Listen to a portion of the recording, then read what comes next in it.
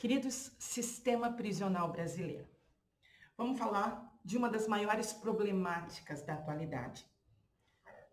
Nós vamos ter hoje um dos maiores índices de encarcerados a nível global, fruto da nossa população, que está entre as maiores globais também, e um dos maiores índices de reincidência. O Brasil é um dos países que mais prende e um dos países que menos recupera seus presos. Nós estamos com os presídios superlotados, com falta de condições sanitárias, proliferações de doença, grandes ações de violência interna e, para piorar, o crescimento de facções criminosas que nascem dentro do sistema prisional. Nós vamos ter hoje um número de presos provisórios que aguardam julgamento, muitos desses inocentes, muitos desses que já cumpriram sua pena no tempo ou que poderiam estar em penas alternativas, junto com os já condenados, o que acaba inchando o sistema prisional.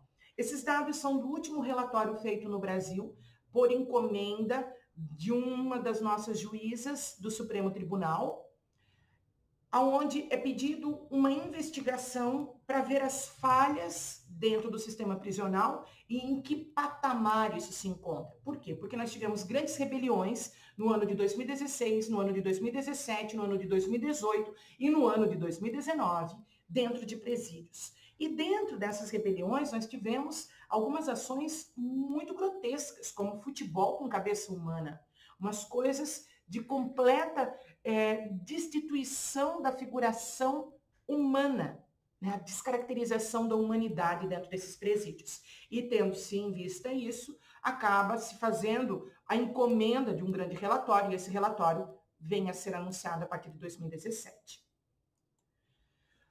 Os dados desse levantamento, então, eles vão trazer essa superlotação e há uma carência muito forte associado à condição das defesas públicas desses nossos encarcerados. O que esse relatório traz, então? Uma superpopulação carcerária, com péssimas condições de vida, de instalações, com um alto número de presos provisórios, isso aqui vem em virtude do sistema judiciário ser lento, da falta de defensores públicos. Nós vamos ver a falta de assistência jurídica a esses detentos. Muitos deveriam estar em liberdade, outros são inocentes, outros poderiam ser penas alternativas. E o aumento contínuo de prisões associados a drogas. O principal motivo de prisões no Brasil é a questão do tráfico. Nossa lei das drogas, ela vai ser alterada e isso vai trazer uma tipificação do crime que vai fomentar as prisões. 2/3 dos presos por tráfico de drogas são réus primários, que nunca tinham sido condenados, os quais poderiam estar em penas alternativas. Foram presos desarmados.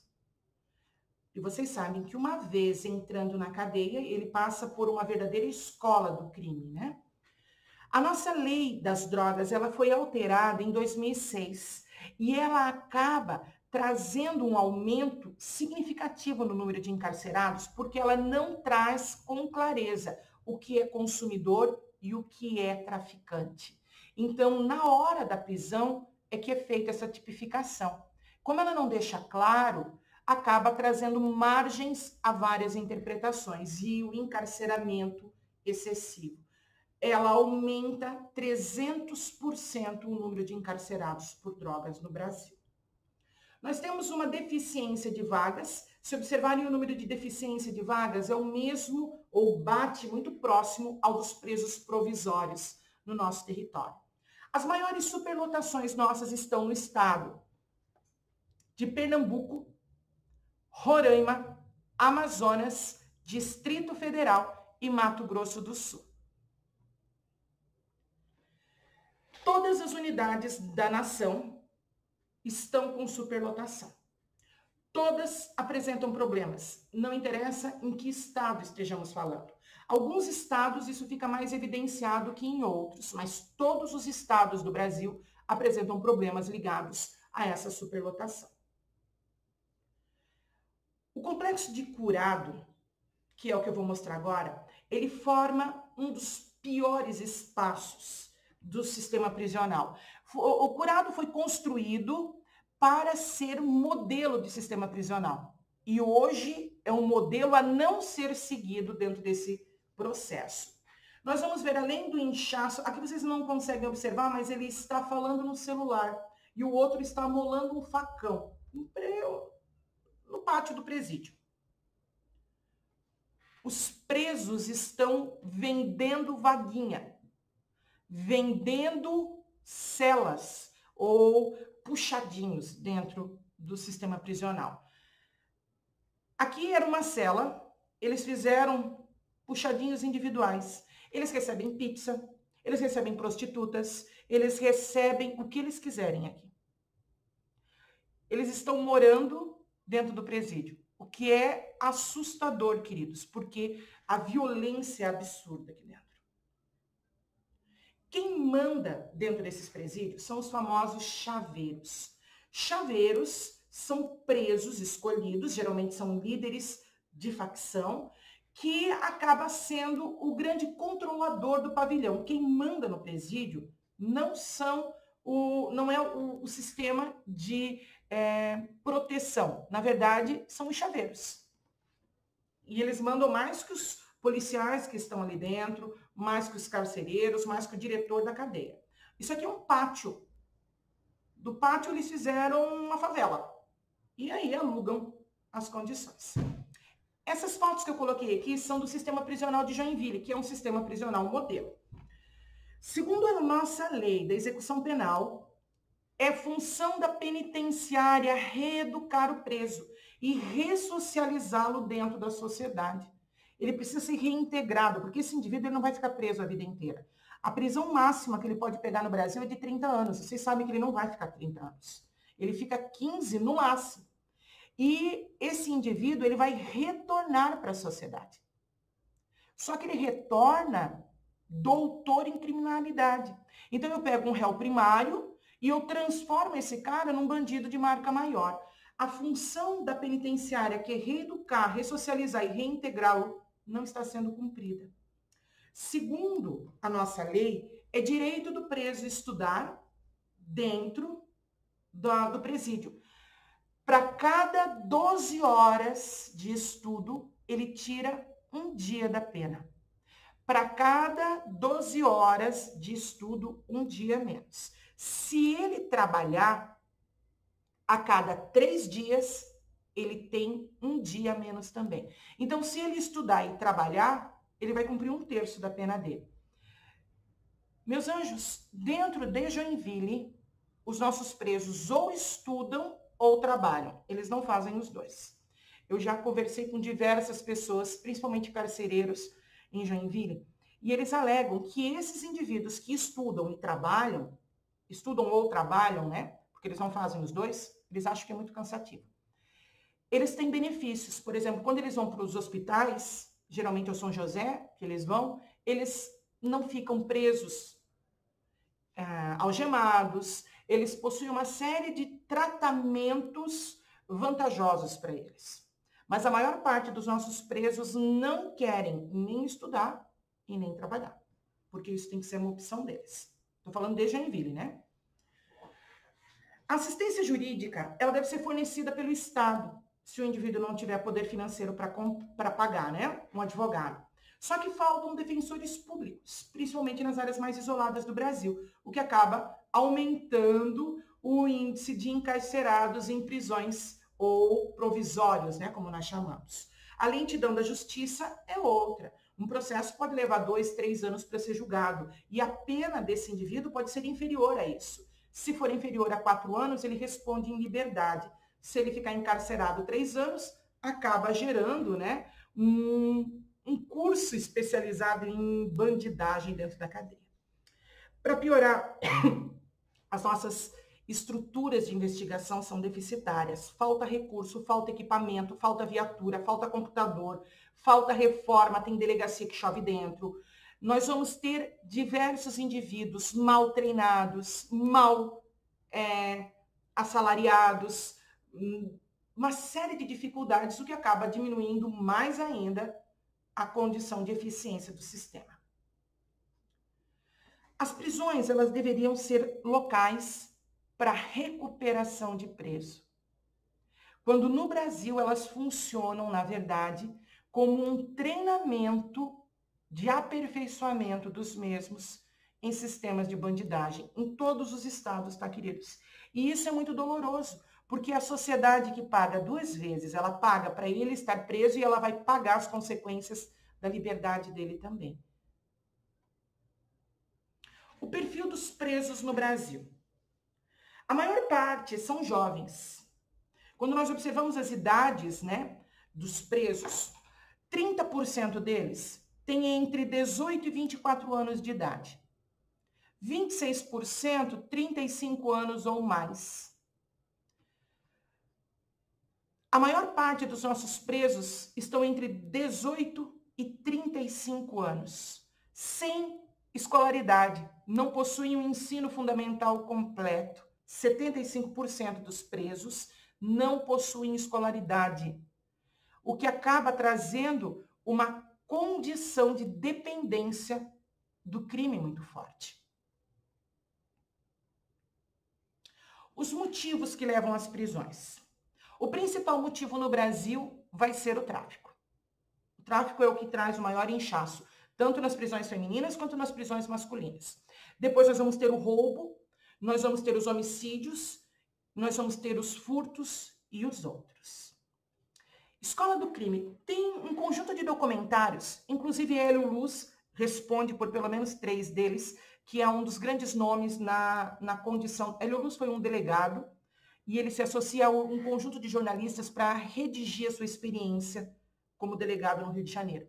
E ele trabalha com o crescimento das facções criminosas dentro do Rio. Então, ele explica de uma forma muito didática o que aconteceu no Rio de Janeiro para que o tráfico saia dos morros e atinja a cidade, como surge o Comando Vermelho, como surge a ADA, o Amigo dos Amigos, o Terceiro Comando, e de que maneira isso acaba interagindo na sociedade.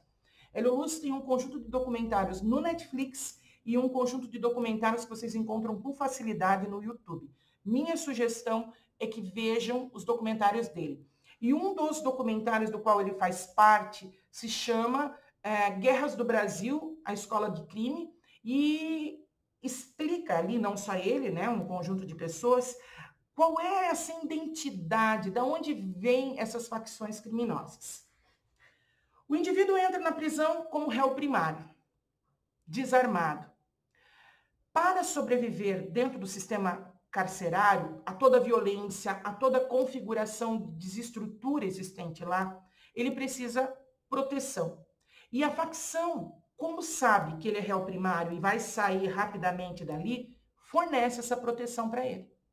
Só que a partir desse momento ele passa a ser associado a ela. E ele fica devendo para essa facção criminosa. Então, ele precisa, depois de solto, trabalhar para ela, para alimentá-la. É assim que cresceu o Comando Vermelho, é assim que cresceu o PCC. Nós vamos ter dentro das cadeias a associação com os réus primários ou os presos temporários, provisórios, como nós chamamos, para que possam estes atuarem do lado de fora da cadeia. E cada vez mais essas facções crescem, observa-se em praticamente todas as cidades, e Joinville é marca disso. Então, as condições dentro dos presídios desumanas, a forte violência, a ausência de agentes qualificados e de uma política de ressocialização e recuperação desses presos faz com que as facções ganhem espaço. As facções vendem a sua proteção, vendem a defesa desse réu, ela paga o advogado para ele ser liberto, e a partir dali ele passa a trabalhar para ela. Em troca disso, né, ele vai roubar, ele vai traficar e ele vai fazer o apoio a esses grandes líderes que estão dentro da cadeia. No Brasil, a primeira grande facção vai ser o Comando Vermelho, que surge no Rio de Janeiro. Depois, nós vamos ter as subdivisões associadas ao Comando Vermelho. O PCC, que surge na década de 90, ele vai ser associado ao Comando Vermelho no primeiro momento. Ele vai romper no período mais recente, nos últimos 10 anos, é que nós vemos uma ruptura ocorrendo entre os dois. Aqui nós vamos ter o PCC hoje como a principal liderança de crescimento de facções. A maior parte dela não vai mais estar sediado no estado de São Paulo. O maior crescimento dela vai ocorrer nos estados brasileiros sulinos. O que vai descentralizar essas facções? Primeiro, a transferência de preços. É aqui que nós vamos observar o poderio dela, e quando uma das lideranças dessas facções criminosas são transferidos, junto com ela vai uma base de apoio para essa cidade. E com isso ali nós vamos ter formado a estrutura desse grupo de crime. Já falamos que o Comando Vermelho nasce no Rio de Janeiro, ou o PCC nasce em São Paulo, num primeiro momento associado a ela, depois em 2016 eles vão romper por causa de rotas de tráfico. Rotas internacionais, porque eles estão espalhados por toda a América do Sul. Essas rotas vão gerar disputas, e no Brasil hoje nós vamos ter centenas de facções criminosas. Algumas associadas ao PCC, algumas associadas ao Comando Vermelho e algumas neutras. Sobre Joinville, nós temos as 3 identidades. Nós temos associados ao Comando Vermelho, ao PCC e ao núcleo neutro. E dentro das cadeias elas se estabelecem assim. E dentro das cadeias elas precisam estar separadas, porque quando são colocadas juntas, nós temos morte. E é muito territorialista isso. Observa-se sobre a cidade a condição do territorialismo.